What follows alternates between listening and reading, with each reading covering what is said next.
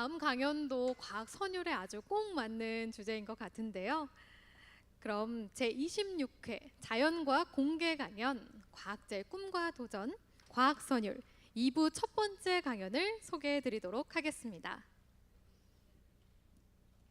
물리천문학부 최선호 교수님을 모시고 파동의 세계, 바이올린에서 중력파까지라는 주제로 강연 전해듣겠습니다. 큰 박수 부탁드립니다.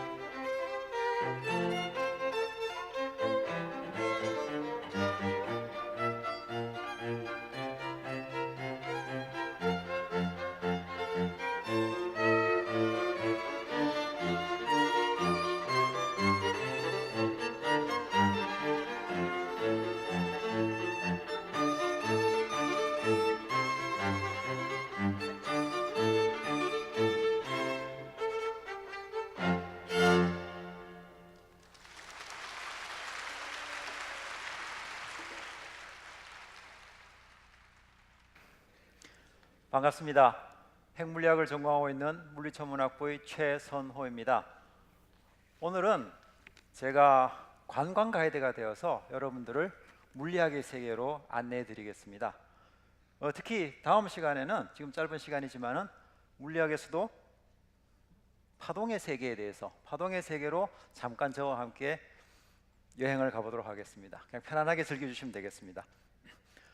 제목에서 보시듯이 바이올린에서 중력파까지라고 제목을 붙였는데, 우리 일상생활에서 파동이라서 아는 분도 계시지만은 저기 알게 모르게 굉장히 많이 파동에 접하고 있습니다. 특히 이제 바이올린 같은 경우는 소리 음파라는 게 바로 보이고, 이제 최근에 관측됐다는 중력파라는 것도 어떻게 보면 파동의 하나거든요. 그래서 여기서 저는 오늘 이 강연에서 바이올린부터 중력파까지 파동에 대해서 두 개 연결을 해보겠습니다.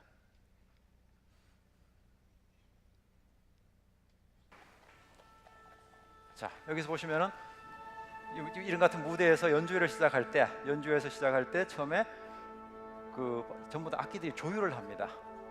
내 악기가 음정이 맞는지 안 맞는지 다른 악기가 조율을 하는데, 어떻게 이런 조율을 하게 될까? 이 원리에 대해서도 오늘 여러분들이 이해하실 수가 있습니다. 특히 이제 파동에서 보시면은, 그러면은 바이올린을 보시면은 이렇게 현이 굉장히 떨면서 소리가 납니다.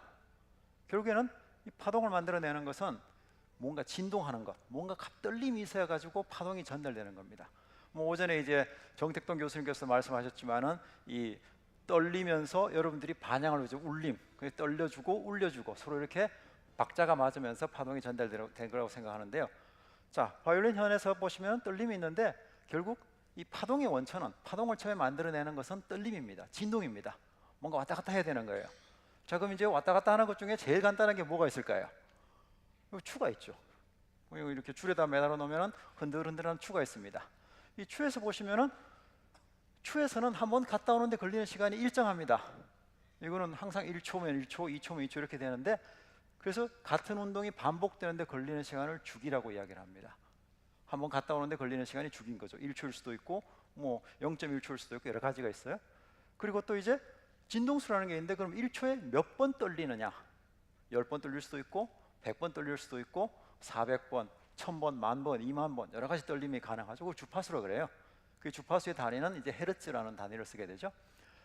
재밌게도 이 흔들리는 추 같은 경우에는 이 실의 길이가 주기하고 관계가 있습니다. 그래서 이제 주기를 제곱을 하면은 주기의 제곱이 실의 길이에 비례하고 또 중력에 반비례하게 되는 건데, 지구에서는 사실은 한 25cm 정도 되는 실을 준비해 가지고 여러분들이 물체를 매달면은 한번 왔다 갔다 하는데 1초를 재울 수가 있습니다. 근데 재밌는 사실이 얼마나 무거운지는 상관이 없어요. 여기다가 열쇠를 매달던, 휴대전화를 매달던, 사람 몸을 매달던, 길이만 같으면은 왔다 갔다 하는 시간은 똑같습니다. 자, 이런 진자가 있는가 하면은 또 다른 축 흔들림을, 진동을 만들 수 있는 방법이 있어요. 여기서 보시면은 이제 용수철 진자입니다. 여기서는 이제 용수철에다가 이제 물체를 매달아 가지고 잡아다 당겨서 넣으면은 이렇게 흔들흔들 진동을 하겠죠. 자, 여기서도 또 주기는 한번 갔다 오는 시간은 일정합니다. 근데 여기서는 이제 추의 질량이 비례합니다. 이게 무거운 걸 달수록 갔다 오는 데 시간이 더 오래 걸려요. 또 하나는 용수철의 세기에 반비례하죠. 그 용수철을 강한 걸 쓰면 강한 걸 쓸수록 빨리빨리 왔다 갔다 합니다. 재밌는 거는 중력하고는 관계가 없어요. 조금 전에 말씀드렸던 추시계는, 제가 이거 추시계를 들고 달에 가거나 무중력 상태에 가면은 시간이 달라지는 거죠. 근데 용수철 진자는 제가 이걸 만들어 가지고 달에 들고 가도 좋고 우주 정거장 무중력 상태에 가도 좋습니다. 항상 시간이 일정합니다. 그래서 이게 아까 추시계보다는 좀 장점이 있는 거죠. 또 게다가 용수철 조율이 좀 더 좋은 점이 하나가 있어요. 이게 방향하고도 전혀 상관이 없어요. 이걸 제가 앞으로 이렇게 똑바로 놓으나 뒤집어 놓으나 기울여 놓으나 옆으로 놓으나 항상 진동하는 시간은 항상 똑같습니다. 자, 요거를 이제 가장 잘 이용한 것이 바로 손목시계가 되겠습니다. 손목시계 보시면은, 여기서 보시면은 이렇게 안에서 떨리는 용수철 진자가 있습니다. 이 용수철 진자가 일정한 간격으로 계속 떨리면서 시계의 초시계, 초침, 분침, 시침을 움직이게 하고, 여러분도 손목시계 들고 다니면은 방향 전혀 상관이 없죠. 그다음에 사실 손목시계를 차고 우주로 가도 되고 달을 가도 시간은 항상 일정히 유지가 됩니다. 자, 그래서 결국 이제 진동이나 또는 주기 운동, 왔다 갔다 하는 이런 운동은 우리 주변에서 굉장히 많이 볼 수가 있어요. 어떻게 보면은 많은 자연 현상이 진동 또는 주기 운동이에요. 왜 그러냐면은 이게 아니라면은 왔다 갔다 하는 게 아니라 한번 가버리면은 사실 우리는 별 관심이 없어요. 한번 스쳐 지나가고 나면은 지나갔구나 하고 넘어가면 되는 거죠. 근데 갔다 왔다 계속 오면은 이거는 좀 이렇게 사람이 계속 쳐다봐야 되는 거잖아요. 그럼 이제 우리가 더 많은 관심을 가지게 되고 더 많이 연구를 하게 됩니다. 그게 지구의 자전, 공전, 이게 다 주기 운동이죠. 하루에 한 번, 뭐 1년에 한 번, 달이 도는 거 한 달에 한 번. 근데 우주의 대부분의 운동은 어떻게 보면 주기 운동이에요. 그리고 좀 이제 더 깊이 들어가 보면은 이제 우리 몸속으로 들어가는 거죠. 몸속으로 들어가 보면은 물질 속에 있는 원자들이 있습니다. 뭐 정택동 교수님 원자 전자 이야기를 하셨는데 그 원자나 전자들도 전부 다 자기 자리에서 계속 이렇게 진동을 하고 있습니다. 그래서 결국에는 이제 진동 내지는 주기 운동이라는 게 그야말로 이 자연에서 굉장히 많이 있고 자연의 거의 기본이 된다고도 이야기를 할 수가 있겠습니다. 자, 그래서 이제 여러 개의 진자를 이렇게 달아 놓으면 어떻게 될까요? 지금 제가 용수철 진자를 한 10개를 이렇게 달아 놨는데 다 같이 한번 왔다 갔다 이렇게 진동을 움직이고 있습니다. 별 재미가 없을 수도 있어요. 여기다가 약간 이제 변동을 줘보죠. 변화를 주면은 이렇게 됩니다. 그러면 이제 각각 이제 움직이는 게 좀 약간 시간차가 달라지는 거죠.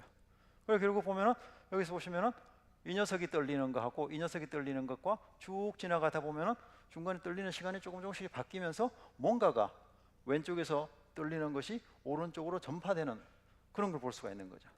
자, 이게 바로 파동입니다. 한쪽에서 떨리는 것이 어떻게 해가지고 옆으로 막 전달되고 있는 거예요.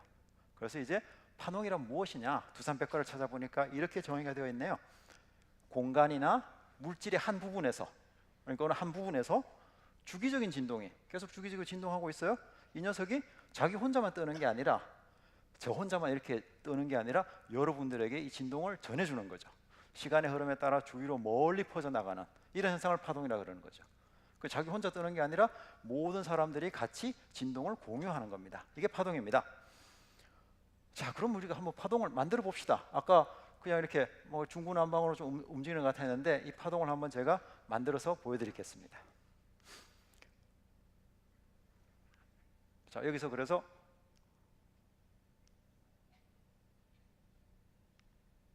자, 여기 이제 혼자 진동하는 게 있습니다. 혼자 진동하고 있어요. 이게 아까 용수철 진자에서 그냥 그 추만 따온 거죠. 추만 따와가지고 지가 혼자 왔다 갔다 하고 있습니다. 이거 가지고는 별 재미가 없죠. 그래서 여기다가 이제 제가 몇 개를 더 더해봤습니다. 친구들을 데리고 왔어요. 친구들 데려오니까 보면 한 3명, 4명 해서 서로 이렇게 번갈아 막 뛰고 있는 거죠. 별 파동 같지가 않죠, 그죠? 우리가 보통 여러분들 생각하는 그런 파동 같진 않아요. 좀 더 더해봅시다. 친구들 더 많이 데리고 왔어요. 뭐 또 중구난방 노는 것 같죠?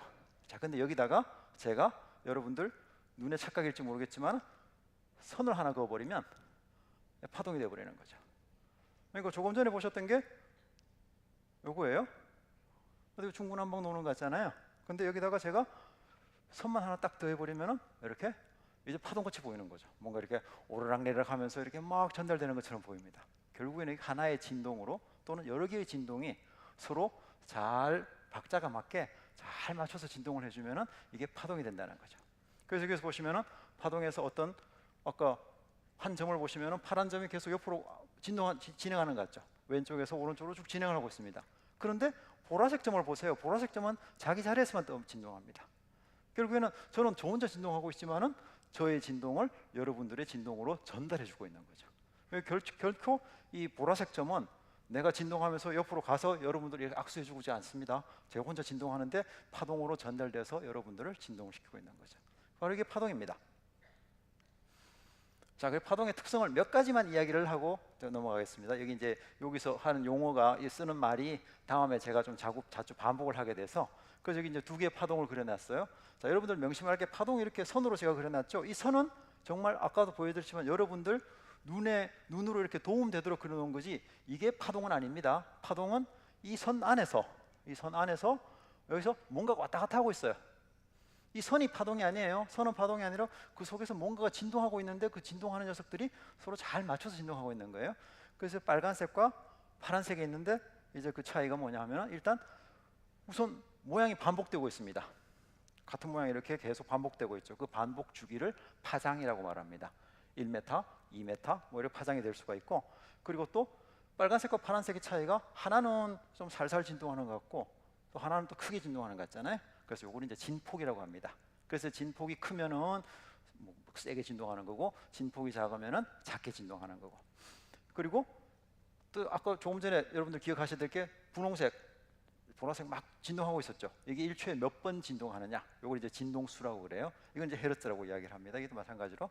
그리고 또 이제 다음에 쓰기 위해서 제가 여기서 이름을 좀 붙여 놓겠습니다. 여기서 이제 높은 곳을, 이 높은 곳을 마루라고 부르고, 파동의 마루라고 부르고, 밑에 이 골짜기죠, 골짜기를 골이라고 부릅니다. 이 파동에는 높이 올라간 이 마루가 있고 바닥으로 내려간 골이 있습니다. 이 마루와 골이 있어가지고 이 녀석들이, 마루와 골이 번갈아 반복되면서 파동을 만들어내게 되겠습니다. 자, 그럼 제가 지금 이렇게 이야기를 하고 있고, 뭐 조금 처음에 보여드렸지만은 음악회에서 소리가 나고, 이게 전부 다 이제 음파라 그러죠. 소리라는 거죠. 소리라는 것은 그러면 제가 지금 목소리를 여러분들이 어떻게 들을 수 있느냐? 공기 압력의 변화를 주는 거예요. 저와 여러분들 사이에 용술철 진자가 있는 건 아니고, 결국에는 제가 여기 성대를 막 떨면은 이 공기가 막 진동을 하겠죠. 그럼 이 진동이 아까 용술철 진자처럼 전달돼 가지고 여러분들 귀에 있는 고막을 때려서 여러분들이 제 목소리를 들을 수가 있는 거죠. 그 물질의 진동으로, 물질을 먼저 진동을 시킵니다. 진동을 시켜서 소리를 막 떨게 만들죠. 물질을 진동시키는 거는 성대, 제 목의 성대, 아까 바이올린의 줄, 또는 저 스피커가 있죠. 여러분들 사실 스피커로 듣고 있지만 스피커에 막이 있죠. 막이 떨면서 공기의 변화를 줍니다. 그럼 이제 공기 압력의 변화가 여러분들 귀에 들어가면 고막을 움직이게 만들겠죠. 그럼 이제 그게 여러분들이 이제 소리로 인식을 할 수가 있는 거죠. 자, 이제 아까 진동을 몇 개를 막 대가지고 파동을 만들었어요. 자, 이제 우리가 하고 싶은 건 파동을 또 몇 개를 한번 더 해봅시다. 그래서 이제 제일 쉬운 게 이제 1-1, 두 개의 파동을 한번 더 해보는 거죠. 자, 근데 파동을 더 하는데 1-1이 단순히 2가 되는 게 아니라 약간 이게 좀 아리까리한 그게 생기는 거죠. 어떤 거냐면 첫 번째, 두 파동을 이렇게 더 할 수가 있어요. 여기 보시면은 이제 마루는 마루끼리, 골은 골끼리 더했습니다. 자, 그럼 여기서 이제 진동하는 겁니다. 이거 여기서 진동하고 있는 건데, 진동하는 녀석이 빨간색 파동이 와서 이 녀석을 진동을 시킵니다. 파란색 파동이 와서 또 진동을 시킵니다. 그런데 진동하는 방향이 같죠. 박자가 맞아요. 그럼 결국 이 녀석은 두 배로 진동을 하게 돼 있죠. 두 배로 진동을 할 수가 있습니다. 왜냐하면 빨간색, 파란색이 서로 박자가 딱 맞게 진동을 시켜주니까. 자, 근데 이제 이렇게 진동을 시킬 수도 있어요. 이거는 이제 마루와 골이 이렇게 겹쳐졌죠. 하나는 빨간색은 올라가려고 그러는데 파란색은 내려가려고 그러고, 반대로도 빨간색이 내려가려고 그러면 파란색은 올라가려고 그러죠. 한 녀석이 두 파동이 왔는데 서로 반대로 엇박자로 와버렸어요. 그럼 얘는 어떻게 해야 돼요? 가만히 있으면 되죠. 진동할 수가 없습니다. 결국 이 녀석은 파동은 오는데, 양쪽에서 파동이 와가지고 나를 뭔가 막 이렇게 움직이고 하는데 얘는 움직일 수가 없는 거죠. 그래서 이럴 때는 이 녀석이 진동할 수가 없습니다. 자, 이때는 이제 사실 자기로 봐서는 아무것도 없는 것처럼 느껴지는 거예요. 자, 그래서 이제 우리가 두 개를 파동의 간섭에는, 파동을 더하는 방법에는 두 가지가 있습니다. 하나는 이제 보강 간섭이라는 게 있고, 보강, 서로 이제 더 더해지는 거예요. 더 세지는 거예요. 그 다음에 하나는 상쇄가 있습니다. 서로 없어지는 겁니다.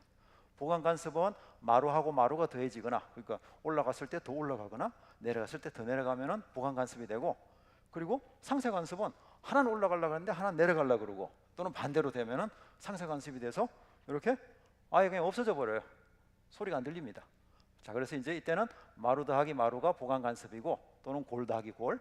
근데 마루하고 골이 만나면은, 엇박자로 만나버리면 그때는 이제 파동이 없어져 버리는 거죠.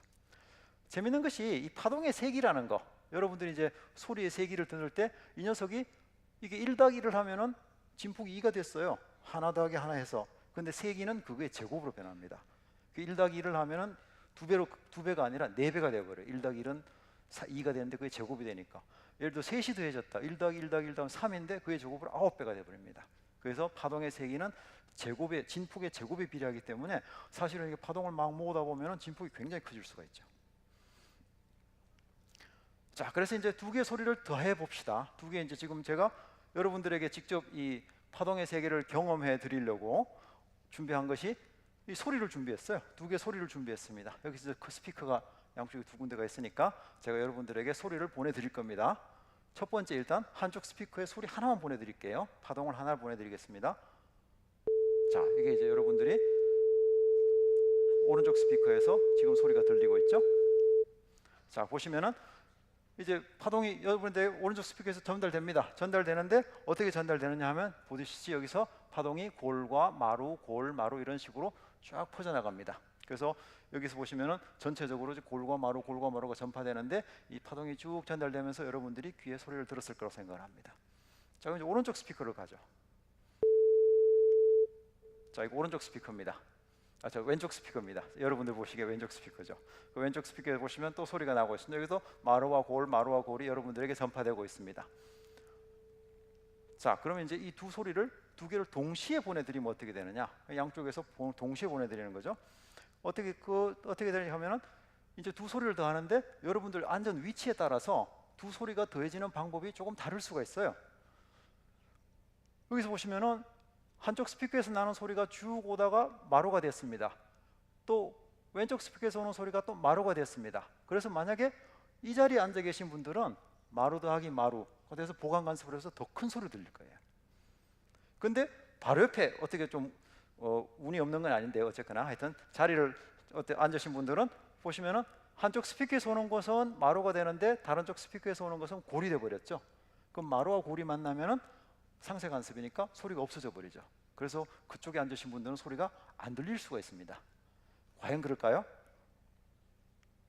자, 그래서 이제 두 스피커에서 거리 차이에 따라서 이쪽에서 나오는 거리와 저쪽에서 나오는 스피커의 거리 차이에 따라서 앉은 위치에 따라서 어떤 분들은 보강 간섭으로 더 큰 소리가 들릴 수가 있고 어떤 분들은 상쇄 간섭으로 더 작은 소리가 들릴 수가 있습니다. 여기 보시면은 여기서 빨간 점은 보강 간섭이에요. 여기선 보시면은 마루와 마루 또는 골과 골이 만나고 있고 그다음에 흰색 점은 마루와 골이 만나고 있어요. 그럼 이제 소리가 안 들리는 거죠. 자, 백문이 불여일견이라고 실제로 한번 들어보도록 하죠. 자, 그래서 이 점에 앉아 계신 분들은 보강 간섭으로 소리가 더 크게 들리고 여기 계신 분들은 상쇄 간섭으로 소리가 작게 들립니다. 자, 어떻게 하느냐? 몸을 움직여 보세요. 한번 좌우로. 그럼 여러분들이 좌우 앞뒤로 움직이셔도 돼요.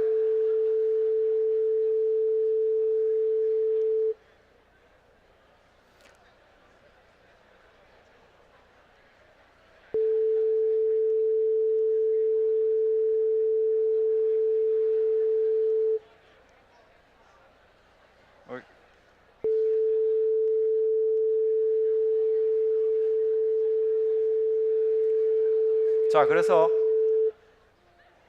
파장과 파장 사이가 지금 이게 제가 77cm짜리 파장이 77cm인 소리를 보내드렸어요.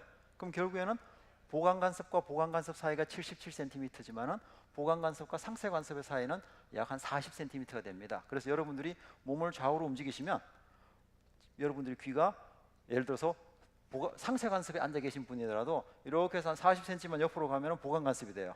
또는 앞으로 오면은 보강 간섭이 되는 거죠. 그래서 여러분들이 몸을 이렇게 움직이시면 소리가 커졌다 작아졌다를 들으실 수가 있었을 거라고 믿습니다. 맞습니까?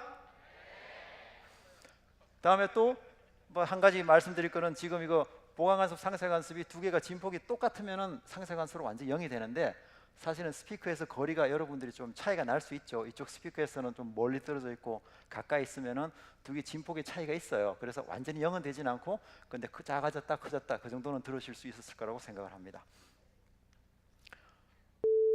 여기 또 나오네요.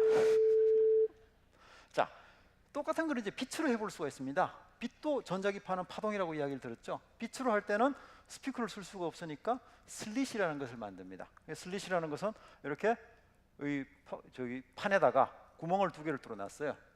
구멍을 두 개를 뚫어놓고 빛이 통과하도록 만드는 겁니다. 그럼 이제 빛이 통과를 하면은 이 녀석이 슬릿 역할을 하는데 유명한 영의 이중 슬릿 실험이라고 이중 슬릿을 이렇게 놨어요. 이중 슬릿을 놓으면은 이제 여기서 요 녀석 이쪽 구멍하고 이쪽 구멍이 이 두 스피커를 대신합니다. 빛에 대해서. 그리고 여기 이제 스크린을 두고 이제 영의 실험할 때는 레이저가 없어가지고 이제 단일 슬릿을 하나 더 놓고 했어요. 그래서 이제 햇빛을 비추면은 이게 빛이 이렇게 퍼져나가지고 양쪽에서 스피커에서 소리가 나듯이 빛이 퍼져나갑니다. 자, 그럼 여러분들 똑같은 경험처럼 빛이 밝고 어둡고 밝고 어둡고가 나타날 수밖에 없어요. 저렇게 스크린에. 자, 그래서 이제 이거를 직접 실험을 하면은 이렇게 보입니다. 그래서 영의 이중 슬릿 실험을 하면은 빛을 가지고도 똑같은 상쇄 보강을 만들 수가 있습니다. 자, 그래서 이제 영의 이중 순리 실험이라는 건 정말 빛이 파동이라는 걸 증명한 실험입니다. 뉴턴은 원래 빛이 알갱이라고 생각했어요. 빨주노초 파남보로 이렇게 색깔 있는 알갱이가 섞여 있어서 우리가 희게 보이는데 프리즘을 통과하면은 이게 알갱이가 흩어지니까 이제 우리 보였다가 다시 합치면 흰색이 된다고 생각했는데, 빛이 알갱이라면은 보강 간섭, 특히 상쇄 간섭을 설명할 수가 없습니다. 알갱이 두 개를 더하면은 반드시 두 개가 돼야 되는 거죠. 알갱이 두 개를 더했는데 0이 될 수는 없는 거잖아요. 근데 영의 이중 순리 실험에서는 두 개를 더해 가지고 없어지는 부분이 나오거든요. 그래서 이게 빛이 파동이라는 걸 증명한 실험이 되겠습니다. 근데 두 개 소리를 더하는데 또 다른 방법이 있어요. 자, 요걸 이제 설명하기 위해서 일단 두 개 깜빡이 전구를 제가 준비를 했습니다. 보시면은 깜빡 하는데 번갈아 깜빡이다가 또 이제 같이 깜빡이죠. 이게 왜 그러냐 하면은 빨간색 깜빡이 전구하고 노란색 깜빡이 전구의 깜빡이는 주기가 시간이 약간 달라요. 어떨 때는 박자가 맞았다가 좀 시간이 좀 엇박자가 됐다가 다시 또 박자가 맞았다가 이게 이제 반복이 되는 거죠. 자, 이제 이런 식으로 또 소리를 한번 더 해볼 수가 있어요.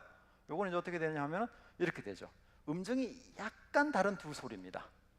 그러니까 여기서 보시면은 1초에 예를 들어서 10번 진동하는 소리가 있고 1초에 12번 진동하는 소리가 있어요. 근데 이걸 합쳐보면은 처음에 여기 중간에 어정쩡할 때 가니까 골하고 골이 만나가지고 굉장히 큰 골이 됐죠. 보강 간섭이 일어나죠. 근데 여기는 마루하고 골이 합쳐지면서 상쇄 간섭으로 소리가 없어집니다. 그리고 또 여기 다시 이제 끝날 때쯤 되니까 마루하고 또 골이 만나면서 없어지고 중간에는 또 골과 골이 만나서 또 이제 크게 나타난다는 거죠. 그 결국에는 이 두 소리를 약간 음정이 약간 다른 소리를 두 개를 동시에 합치면은 이게 1초에 소리가 커졌다 작아졌다 커졌다 작아졌다 이렇게 반복하게 됩니다. 게다가 이제 그 커졌다 작아졌다 반복하는 횟수가 1초에 몇 번 반복하느냐, 두 음파의 두 소리의 주파수의 차이만큼 반복하게 되는 거죠. 그래서 이걸 맥놀이라고 합니다. 순수 우리말로 이게 주파수가 약간 차이 나는 두 소리를 더하면은 소리가 커졌다 작아졌다는 맥놀이를 주파수 차이만큼 들을 수가 있어요. 맥놀이가 같으면 두 소리가 같다는 겁니다. 주파수가. 자, 이게 바로 음악회 처음에 시작할 때 윙 하면서 처음에 이제 오보에가 표준 소리를 내줍니다. 그럼 이제 각자가 자기 악기 소리를 막 하면서 두 개를 비교해서 들어요. 비교해서 듣다 보면은 이제 차이가 조금 나면은 맥놀이가 나니까 자기 걸 조정하면 되죠. 그래서 맥놀이가 없어지면은 전체 모든 악기가 음정을 맞게 할 수 있는 겁니다. 자, 여기서 이제 또 오른쪽에서 소리가 또 하나가 들리고 있습니다. 기억하세요. 음정을 기억하세요. 음정을. 자, 여러분들 왼쪽에서도 또 소리가 또 하나 들리네요. 음정을 기억해 주세요. 자, 여기서 퀴즈가 나갑니다. 조금 전 두 소리의 음정이 같을까요? 다를까요? 자, 여러분의 답을 지금 보내주시면 됩니다. 여기 링크로 가셔가지고 여러분의 답을 보내주시면 돼요.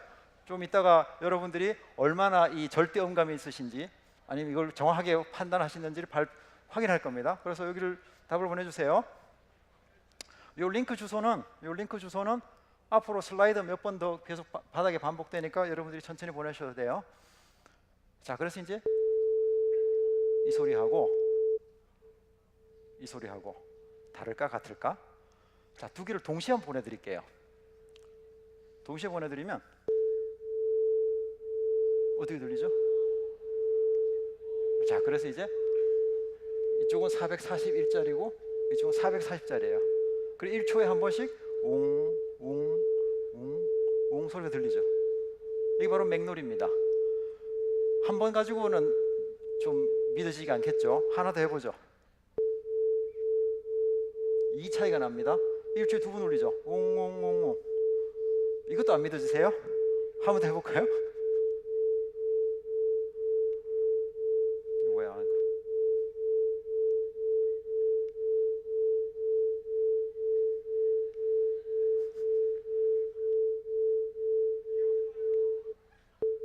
미안해요. 네. 자, 이거 세 번입니다. 하나, 둘, 셋, 하나, 둘, 셋, 세 번. 자, 그래서 이제 결국에는 주파수 차이만큼 여러분들이 웅웅웅 소리가 납니다. 그래서 두 음정이 약간 다르지만은 처음에 들으셨을 때는 그게 정말 같은지 다른지 구분이 잘 안 갔죠. 근데 결국에는 두 개를 동시에 들어보니까 이게 정말 확실하게 보이는 거죠. 자, 두 소리 음정 비교 결과를 아까 조금 전에 같은지 다른지 한번 비교 결과를 한번 볼까요? 자, 다르다가 78%, 같다가 14.3%, 모르겠다가 지금 8.3%가 나왔네요. 근데 제가 들려준 건 두 개 사실 소리 같은 소리였습니다. 같다가 정답입니다. 그래서 되게 이런데 문제가 나오면 다르다라는 게 이게 답일 줄 알고 함정을 좀 파는 거예요. 자, 근데 이제 하여튼 왜요? 자, 근데 이제 다시 한 번 더 기회를 드리겠습니다. 절대 음감. 제가 지금 두 소리를 들려드립니다. 두 주파수의 차이를 맞춰보세요. 이거는 이제 정말 차이를 맞춰야 돼. 두 개 달라요. 다른 건 확실합니다. 들어보시면 압니다. 다음에 각자의 답은 이번에는 이렇게 이쪽으로 보내주세요. 이제 여기 2. 아까는 1이었으면 2로. 자, 한 가지는 여기 보내주시는 거는 오늘이 2월 9일이니까 29번째, 92번째, 209번째, 209번째, 209번째, 902번째 이 네 분께는 그 휴대전화 번호가 남아 있으면 선물을 드립니다. 이거 순서대로예요. 그러니까 29번째 답이 나와야 되고 휴대전화가 있어야 되고 어쩌고 29번째, 92번째, 209번째, 902번째 네 분께는 선물을 드립니다. 자, 소리 들려드립니다. 잘 들어보세요.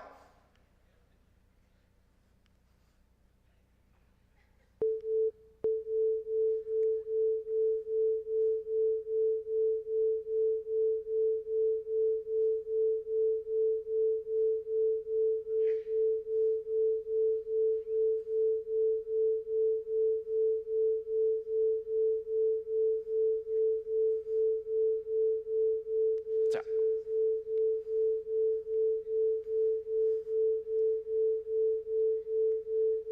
왜 안 넘어가죠? 귀가 아픈데. 네, 넘어갔습니다. 너무 멀리 갔어요. 자, 그래서 조금 전에 한 10초 정도 이렇게 세면 되죠. 그죠? 10초 정도에서 10으로 나누면 됩니다. 그래가지고 여러분들 한 번 더 들려드려요? 한 번 더? 네, 알겠습니다. 한 번 더 들려드리는 거 쉬워요. 두 번을 막지는 않았는데 그게 두 번 한다고 29번째가 될 확률은 굉장히 작거든요. 한번 해봅시다. 그럼 다시 한번 들려드릴게요. 자, 이 초시계가 나가니까 10초 동안 몇 번 울리는지 세가지고 10으로 나누면 됩니다. 시작.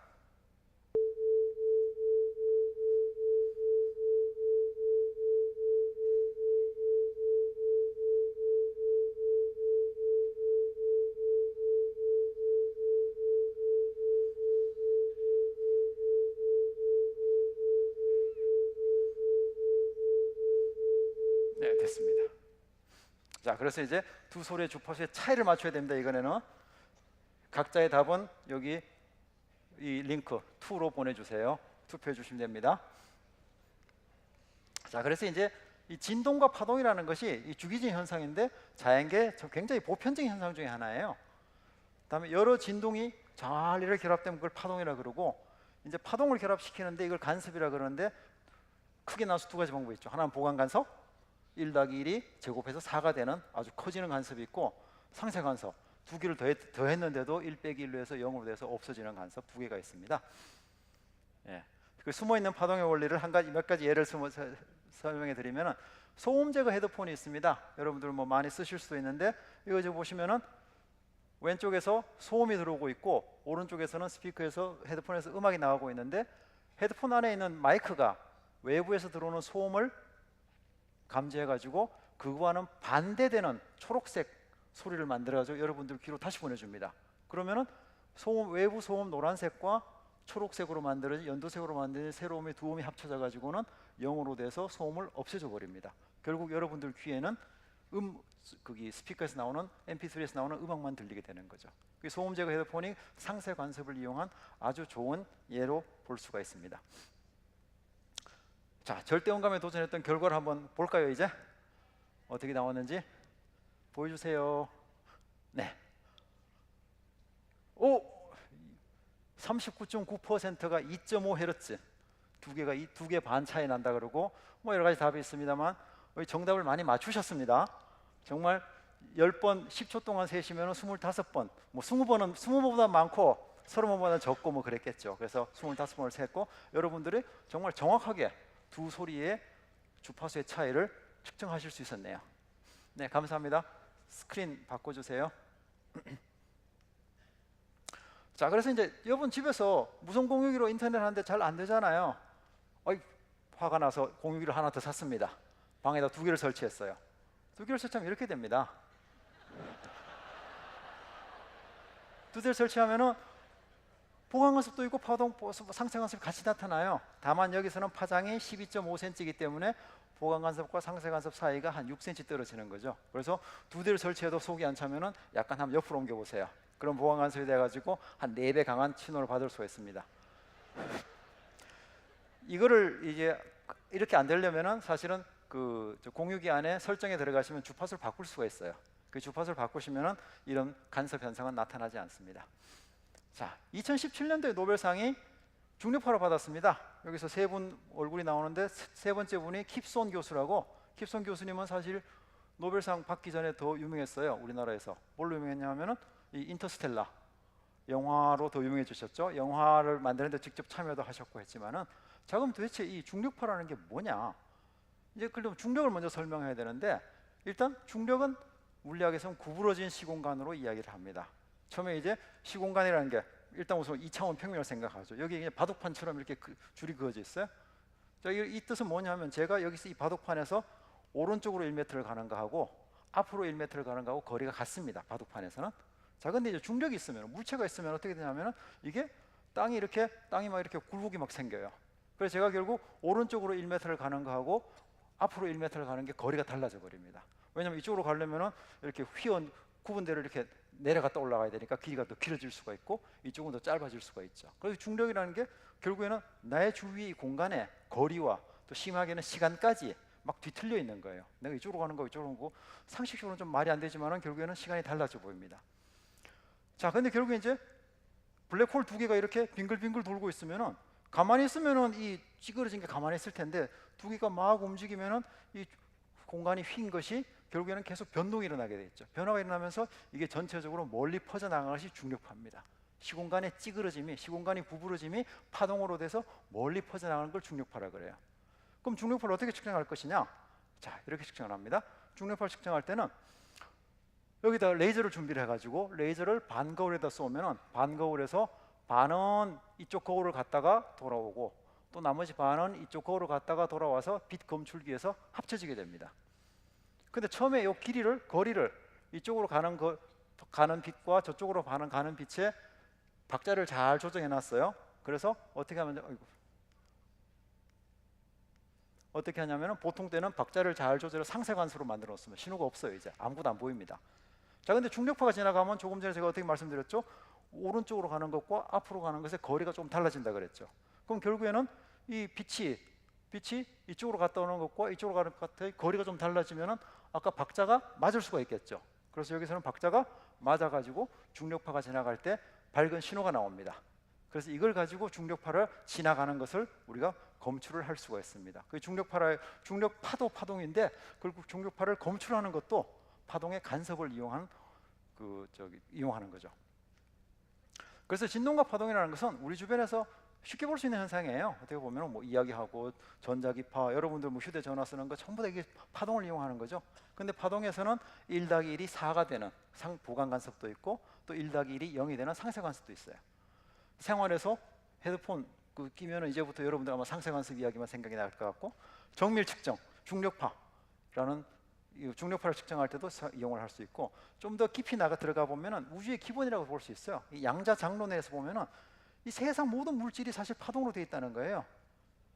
우리 몸을 구성하고 있는 원자 아니면 이 물질 자체가 파동으로 되어 있다. 양자장의 파동이라는데 결국에는 어떤 식으로 볼 수 있냐면은 이 아마 우주의 참모습이 이런 우리가 실제로 알고 있는 이런 모습이 아니라 어떤 파동에 이렇게 막 뭉쳐진, 제가 여러분들 보고 있는데 이 파동이 뭉쳐진 게 아닐까, 이렇게도 볼 수가 있습니다. 결국에는 지금까지 제가 뉴턴의 사과를 떨어뜨리면서 여러분들이 누구나 즐길 수 있는 쉬운 물리학의 세계로 안내해 드렸다고 생각을 합니다. 감사합니다.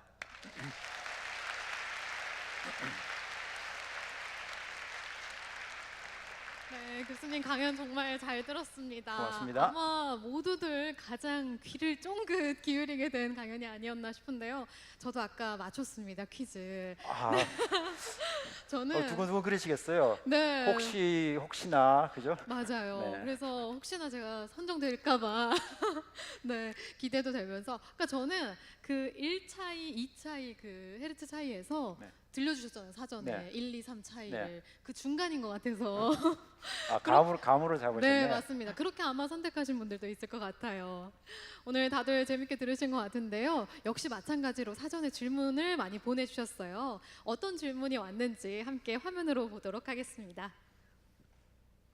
네, 1 플러스 1은 0이 될 수 있는 파동만이 가지는 특성은 매우 중요한 역할을 하고 있다라고 하셨는데 간섭 중에 상쇄 간섭만 언급한 이유는 무엇이고 구체적으로 어떤 중요한 역할을 하는지 궁금합니다. 아까 제가 들어보니까 상쇄 간섭 말고 보강 간섭도 이야기해 주시긴 그렇죠. 했는데요.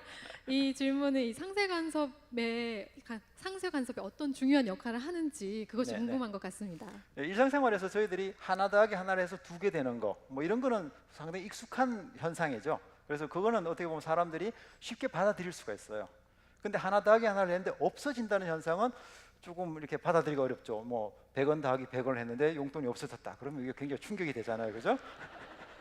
자, 근데 이제 이런 현상이 정말 파동에서 일어날 수 있고 이 파동의 역할로 양자역학에서 일어나고 있다는 거죠. 그래서 제가 특히 상쇄 간섭을 좀 더 강조해 드렸던 이유가 이 1 더하기 1이 0이 되는 현상이 정말 파동에서만 가능한, 우리가 어떻게 보면 상식에서 약간 어긋날 수 있지만은 이 세상에서 비일비재하게 일어나고 있는 그런 현상이기 때문에 제가 상쇄 간섭을 좀 더 강조해서 말씀을 드렸습니다. 그러면 이어서 다음 질문 만나보겠습니다. 중력파는 꽤 최근에 발견된 것인데 중력파의 발견으로 인해서 우주에 대해 무엇을 알게 되었고 또 어떤 것들을 알 수 있는지 궁금합니다. 네, 제가 알기로는 이 중력파의 존재는 예전부터 알고 있었지만 이게 네. 직접적으로 그 발견을 한 게 최근이잖아요. 맞습니다. 2017년에 노벨상을 이걸로 받기도 했었죠. 맞습니다. 네. 관련 내용 답변 부탁드리겠습니다. 네, 이거 아주 좋은 질문인데요. 이 중력파라는 것은 사실은 지금 보여드렸듯이 저기 블랙홀들이 합쳐질 때 중력파가 제일 우리가 감지할 수 있는 중력파가 생깁니다. 사실 저하고 지금 아나운서분하고 서 있는데 여기도 지금 중력파가 제가 왔다 갔다 하면 중력파가 있어요. 근데 여러분들은 아마 제가 질량이 너무 작으니까 못 느낄 테지만은 그 지구에서 측정할 수 있는 중력파는 블랙홀 또는 뭐 중성자별 이런 것들이 합쳐질 때, 이런 것들이 움직일 때 우리가 중력파를 볼 수가 있는데, 근데 아이러니하게도 이 블랙홀이나 중성자별 같은 거는 망원경으로 보이지 않습니다. 우주에서 블랙홀이 어떤 일을 하더라도 우리가 볼 수가 없는 거예요. 지금까지는 몰랐습니다. 사실은 블랙홀들이 그런 식으로 운동을 한다는 것을. 근데 저희들이 중력파를 발견함으로써 이제 두 블랙홀이 합쳐지기도 하고 두 중성자별이 합쳐지기도 하고 어떤 새로운 현상이 일어나는 걸 알게 됐고, 또 최근에는 이제 중력파를 가지고 블랙홀을 측정을 했습니다. 측정을 하고 나면은 망원경 가지고 그 부분을 쳐다봅니다. 그러면 거기서 이제 블랙홀이 합쳐진 다음에 어떤 현상이 일어나는지 이걸 알 수가 있다는 거죠. 결국에는 저희들이 우주를 볼 수 있는 새로운 눈이 생겼다, 이렇게 얘기를 하고 있습니다. 지금까지 눈으로 보고 전파로 보고 이렇게 하다가 중력파를 가지고 새롭게 볼 수 있는 이런 눈이 생겼다라고 얘기하는 거죠. 제가 좋아하는 영화 중에 이제 스타워즈가 있는데, 스타워즈에 보시면은 그 별 하나가 다스 베이더가 이제 데스스타를 만들어 가지고 행성을 하나를 파괴시켜 버립니다. 그때 오비완 케노비가 루크 스카이워커하고 이렇게 우주선 타고 가다가 갑자기 뭔가를 느껴요. 아, 이거 별이 하나가 없어졌다. 제가 보기에는 아마 그때 그게 아마 중력파가 아니었을까, 이렇게 생각을 합니다. 네, 그럼 지구가 탄생할 때도 중력파가 나왔겠죠? 나옵니다. 근데 이제 지구라는 건 너무 가볍기 때문에, 어떻게 보면 이 우주 크기로 보면 너무 가볍기 때문에 중력파가 거의 미미하게 보이지도 않습니다. 블랙홀 같이 굉장히 큰 이런 것들이 한번 팡 쳐야 그때 이제 좀 많이 생기는 거죠. 네, 그렇군요. 감사합니다. 네, 그리고 사전 질문 하나만 더 받아보겠는데요. 학창 시절, 네, 다음 띄워주세요. 학창 시절 빛은 파동과 입자의 성질을 모두 가진다라고 배우곤 했는데요. 물리천문학부 교수님께서는 빛을 어떻게 정의하시는지 궁금합니다라고 질문해줬어요. 너무 어려운 질문입니다. 그래서 저도 이렇게 정의를 합니다. 빛은 파동과 입자의 성질을 모두 가진다. 여러분들 뭐 유명한 물리학자 중에 이제 파인만이라는 분이 계시죠? 파인만도 결국에는 자기도 모르겠다 그랬어요. 빛이 파동인지 입자인지 도대체 무슨 소리인지 나 무슨 소리인지 모르겠다, 이렇게 했어요. 저희들도 현상을 보고 아 이건 빛의 파동의 성질이고 현상을 보기엔 입자의 성질이다라고 이렇게 해석은 해주는데 그럼 도대체 빛이 뭐냐 그러면은 사실 저도 모릅니다. 그래서 학생들한테 이렇게 하죠. 빛은 파동과 입자의 성질을 모두 가져. 그렇게 이해해. 이렇게 넘어가는 거죠. 아마 여러분들 중에서 아마 이제 좀 더 생각을 해가지고 나중에 저에게 좀 더 쉽게 설명해 주실 수 있는 분이 나오리라고 믿습니다. 감사합니다. 그러면 이번에도 포스트잇으로 질문을 만나보도록 하겠습니다.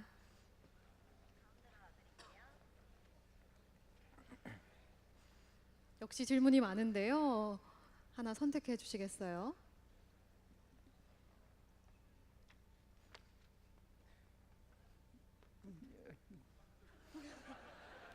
너무 어려운 질문이었어요. 이거. 아, 네.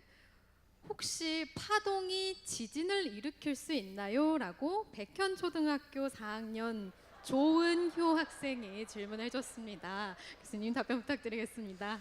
네, 물론 파동도 지진을 만들어낼 수가 있습니다. 인터스텔라 영화를 보시면은 특히 인터스텔라 영화를 보시면은 거기 처음에 내린 별에서 갑자기 큰 물결이 막 나와가지고 우주선을 부시는 게 보이죠. 그게 이제 블랙홀 주변에서 공간이 심하게 휘어 있어가지고 굉장히 큰 중력파가 만들어지고 있어요. 그게 이제 물결을 그렇게 만들어내는 건데 그게 반드시 물뿐만이 아니고 만약 그게 땅이 있었다면은 땅을 그냥 완전히 찢어버렸을 거예요. 그럼 이제 지진이 만들어지는 거죠. 그런 식으로 파동도 지진을 만들 수가 있는데 지구에서는 걱정하실 필요가 없습니다. 지구에 그만한 지진을 만들 만한 에너지가 없습니다. 네. 그러면 이 백현초등학교 4학년 조은효 학생 어디 있나요? 네, 저기 손을 번쩍 들어줬는데요. 네, 저는 지진파만 생각했는데 이렇게 반대로 파동이 지진을 일으킬 수 네. 있는지 질문이 좀 참신했던 것 같습니다. 다음 질문 골라주시겠습니까? 이게 좀 어려운데 어려운 걸 답을 해야 되겠네요. 이거 한번. 네.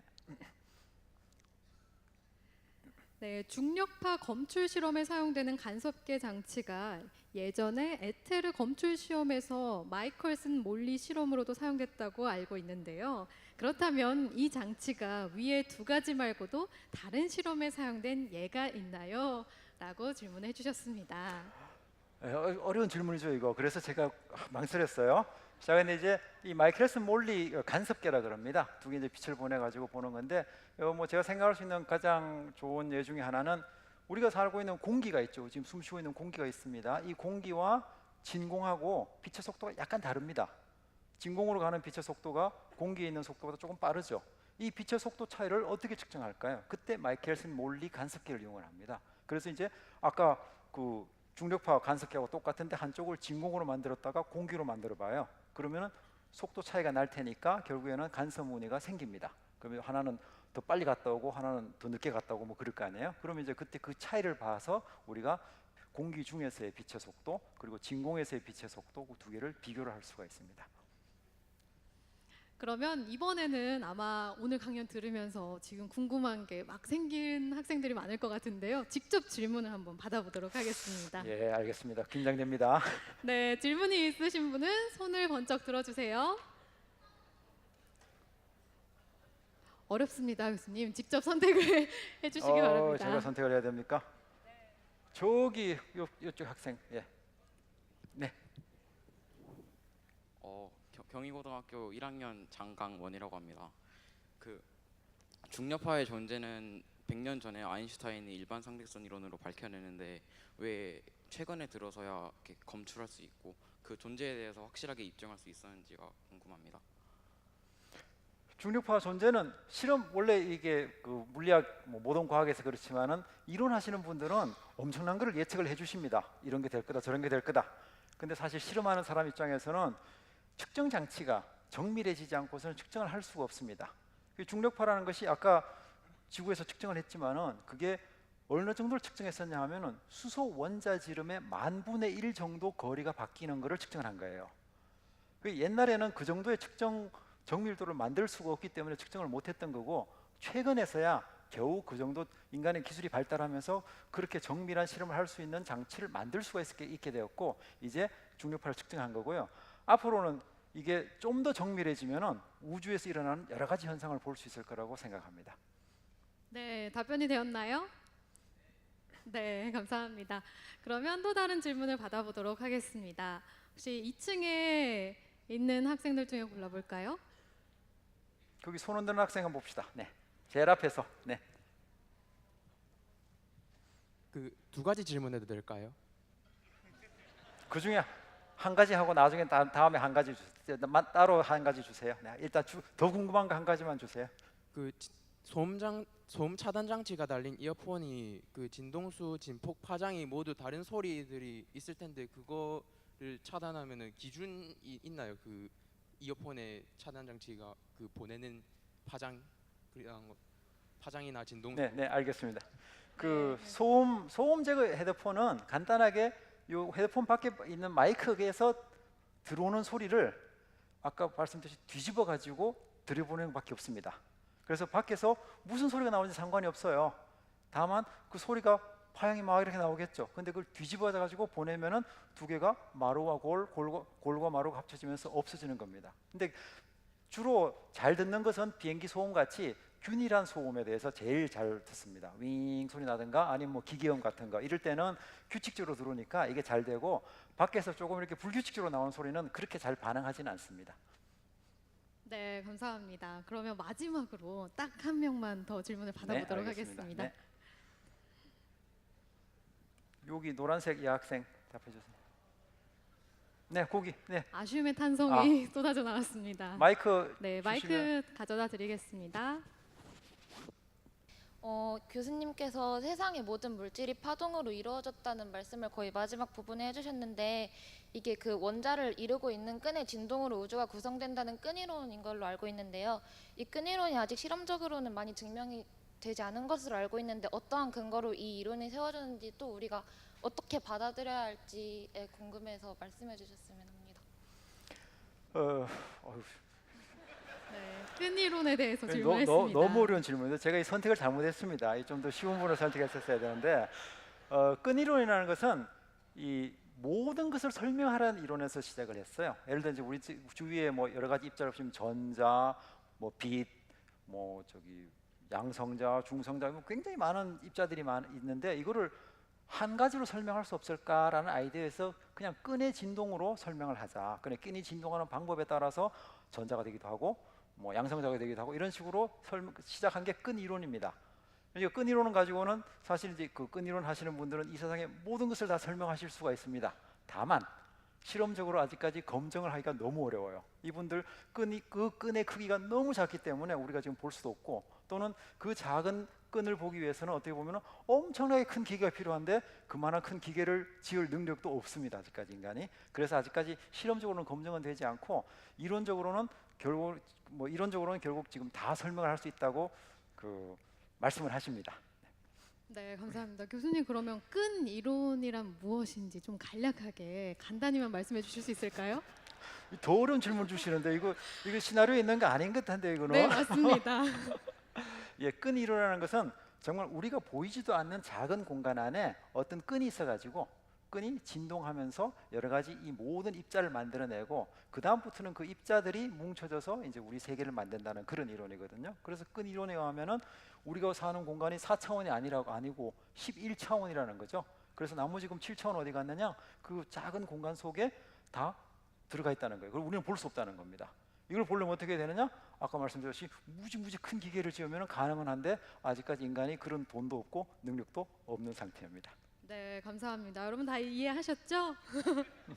네, 그러면 마지막으로 교수님 이번 과학 선율에 함께해 주신 소감 한 말씀 부탁드리겠습니다. 예, 저는 사실 여러분들이 나중에 우리나라 거창한 얘기 같지만 우리나라 과학계를 이끌어갈 그 연구자들이라고 생각을 합니다. 그래서 제가 조금이라도 여러분들에게 물리학의 세계에 대해서 호기심을 일으켜 드렸다면은 저는 영광이겠습니다. 물리학이라는 게 사실 지금 굉장히 어렵다고도 얘기하지만은 천리길도 한 걸음부터라고 한 걸음 차근차근 해 나가면은 결국 물리학을 이해를 할 수 있고 여러분들은 거기서 어떤 더 엄청난 새로운 발견을 할 수 있을 거라고 생각합니다. 네, 감사합니다. 지금까지 최선호 교수님이었습니다. 큰 박수 부탁드립니다.